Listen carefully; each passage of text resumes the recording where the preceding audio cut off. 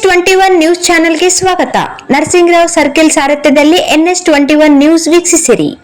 ಬಸಾಪುರ ಗ್ರಾಮದ ಶ್ರೀ ದುರ್ಗಾದೇವಿ ದೇವಸ್ಥಾನದಲ್ಲಿ ಕಳವು, 70,000 ಮೌಲ್ಯದ ಚಿನ್ನ, ಬೆಳ್ಳಿ ಆಭರಣಗಳು ದೋಚಿದ ಕಳ್ಳರು. ಜಾಲಹಳ್ಳಿ ಪೊಲೀಸ್ ಠಾಣೆಯಲ್ಲಿ ಪ್ರಕರಣ ದಾಖಲು.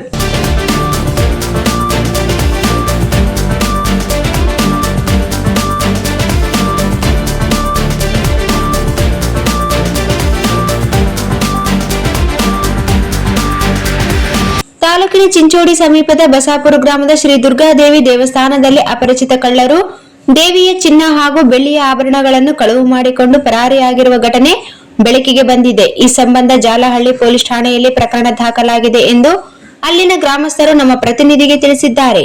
ನಂತರ ನಮ್ಮ ಪ್ರತಿನಿಧಿ ಸಿಪಿಐ ಗ್ರಾಮೀಣ ದೇವದುರ್ಗ ಪುಂಡಲೀಕ್ ಪಟ್ಟಾದರ್ ಅವರೊಂದಿಗೆ ದೂರವಾಣಿ ಮೂಲಕ ಸಂಪರ್ಕಿಸಿದಾಗ ಸ್ಥಳಕ್ಕೆ ಭೇಟಿ ನೀಡಿ ಪರಿಶೀಲನೆ ಮಾಡಿ ಕ್ರಮ ಕೈಗೊಳ್ಳಲಾಗಿದೆ ಎಂದು ತಿಳಿಸಿದರು. ದೇವಸ್ಥಾನದ ಪೂಜಾರಿ ಎಂಕೋಪ್ ತೋಟದ 51 ವರ್ಷ ಅವರು ನೀಡಿದ ದೂರಿನ ಮೇರೆಗೆ ಪೊಲೀಸರು ಪ್ರಕರಣ ದಾಖಲಿಸಿಕೊಂಡು ತನಿಖೆ ಆರಂಭಿಸಿದ್ದಾರೆ ಎಂದು ನಮ್ಮ ಪ್ರತಿನಿಧಿಗೆ ತಿಳಿಸಿದ್ದಾರೆ.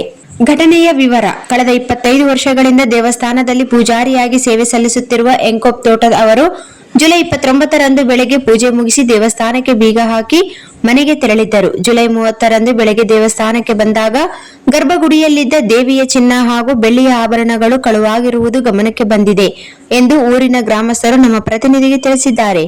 ಜುಲೈ 29ರ ರಾತ್ರಿ 11:30ರಿಂದ ಜುಲೈ 30ರ ಬೆಳಗ್ಗೆ 6 ಗಂಟೆಯ ನಡುವಿನ ಅವಧಿಯಲ್ಲಿ ಅಪರಿಚಿತರು ದೇವಸ್ಥಾನಕ್ಕೆ ನುಗ್ಗಿ ಕಳವು ನಡೆಸಿರುವ ಶಂಕೆ ವ್ಯಕ್ತವಾಗಿದೆ.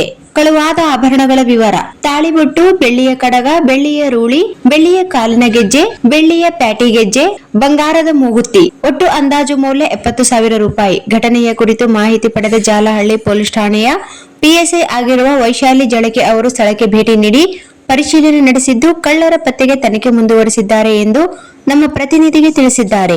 ಈ ಕುರಿತು ನಮ್ಮ ಪ್ರತಿನಿಧಿಯೊಂದಿಗೆ ಮಾತನಾಡಿದ ದೇವಸ್ಥಾನದ ಪೂಜಾರಿ ಎಂಕೋಪ್ ತೋಟದವರು ದೇವಸ್ಥಾನದ ಆಭರಣಗಳನ್ನು ಕಳವು ಮಾಡಿದ ಆರೋಪಿಗಳನ್ನು ಶೀಘ್ರ ಪತ್ತೆ ಹಚ್ಚಿ ಕಾನೂನು ಕ್ರಮ ಜರುಗಿಸಬೇಕೆಂದು ನಮ್ಮ ಚಾನೆಲ್ ಮುಖಾಂತರ ಮನವಿ ಮಾಡಿದ್ದಾರೆ.